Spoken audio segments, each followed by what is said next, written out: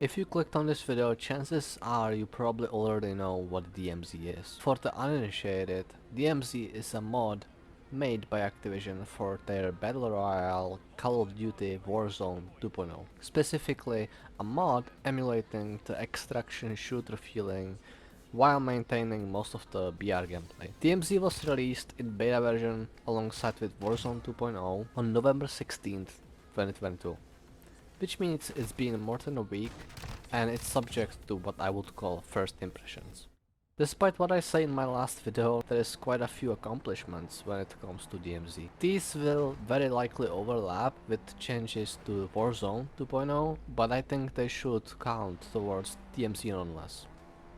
First, I want to mention the activities on the map, as well as the server shutdown solution. There is a lot of different things you can do on your own or in a squad of 3.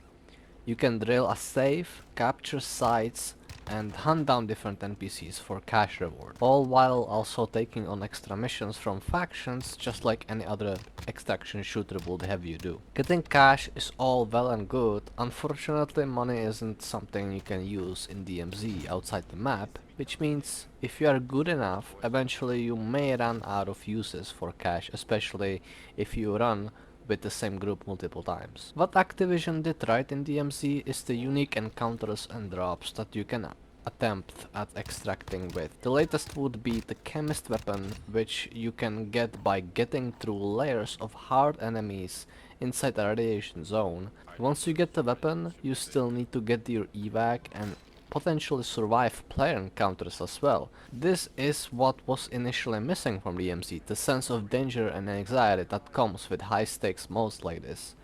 My hope is that in the future updates Activision will keep adding new content and new weapons to unlock.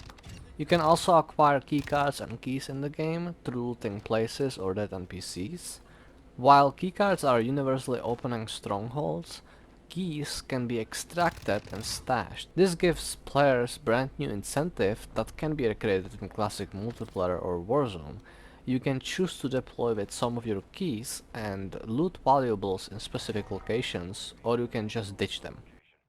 Something I didn't think about twice when I started playing DMZ, but right now I keep coming back to as a major plus of the mode, is the missions. More specifically, the way they work. DMZ isn't a strong advocate for solo play. The only option for a really stuck up solo players is to hit a switch at the lobby and then you go against most likely squads of 3. I definitely am one of those players who would rather play alone than in squad, even though the game is noticeably harder if you need to fend for yourself. DMZ's solution to incentivize a player to group up, albeit with a random group of strangers, is the way missions are designed. Missions are completed for resources, XP and to unlock insured slots. So it's understandable most people won't be happy until they complete all the missions. Here's how the missions work. Every completed mission gives your squad XP. If it's your mission, you unlock whatever it is the mission unlocks for you, but everyone on your team gets the XP from it. This means that if you play in a group of players that have no reason to help you, but want to level up a weapon or just their account, they can get free XP load by helping you. The big part of why is this such a great system is that if you are a more seasoned player and you run into a complete newbie, you already know how to complete their missions, which makes the whole new player transition incredibly easy. And that is honestly one of the most impressive things I've seen DMZ do. While we are talking about squads versus solo players, I would like to give an honorable mention to the invite system in DMZ. Simply put, if you are a solo player or if your squad died and you are left alone, you can send a request to join another squad. This will be almost counterproductive in a battle royale mode, but in DMZ it actually has impressive amount of forethought and definitely makes the list.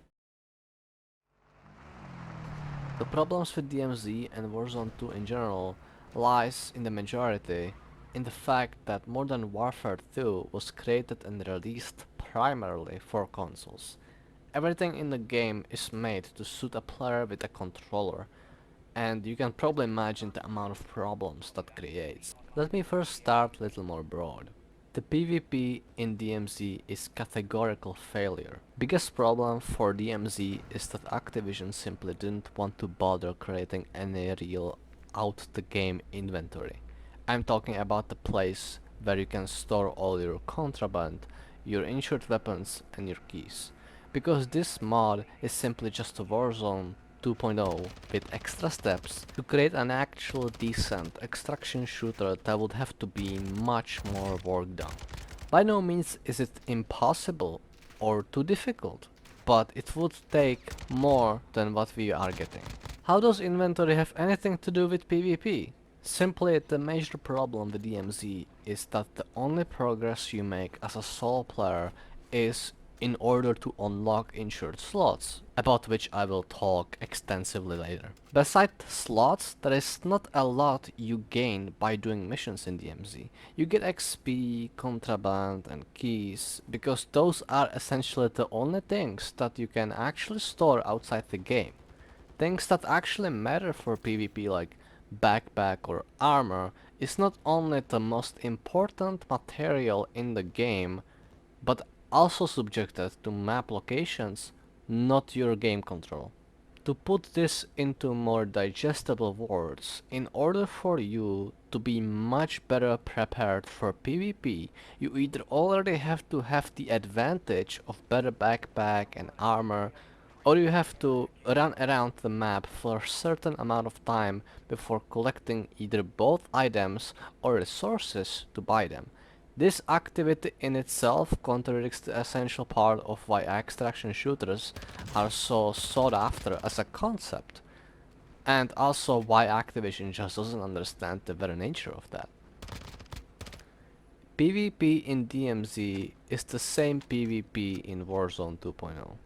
The changes between the two didn't seem necessary to be made or simply not enough time to create. This, among the solo play issue, really stands out as a caricature compared to better extraction shooter from less than 100 people working on Escape from Tarkov. Now to address solo play. DMZ is not meant to be played as one. Despite that, the mod still lets you deploy solo, likely facing teams of 3. Nothing about DMZ suggests that 2 random players will be worse than solo play. The missions are more difficult due to the insane NPC damage. There are even certain missions that are not possible to do solo, like the delivery missions, where you need to take down an attack helicopter, which is a job for at least 2 people.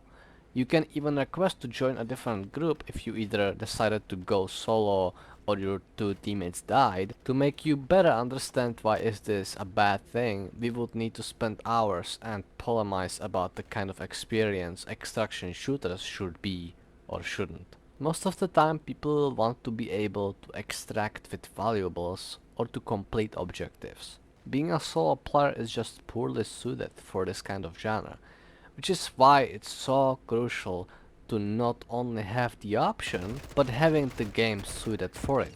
Solo play in a high risk, high reward multiplayer games creates experience that cannot be recreated by anything else, which is why extraction shooters are popular in the first place. The tension in gameplay and every decision you make is what makes you a better player. The absolute need of knowledge of the map and weapons, that's what should separate you from others and what should reward you at the end of the raid. Having the solo option in DMZ is like having the salad option at McDonald's.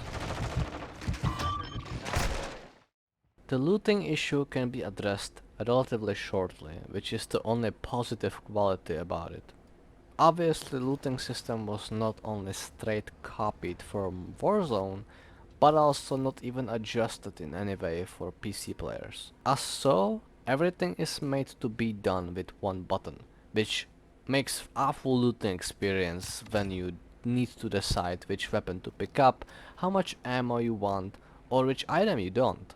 To make it worse, there are certain items you just pick up automatically, like money. The whole concept of items being automatically picked up is, yet again, set up specifically for controller players and makes DMZ just nauseating.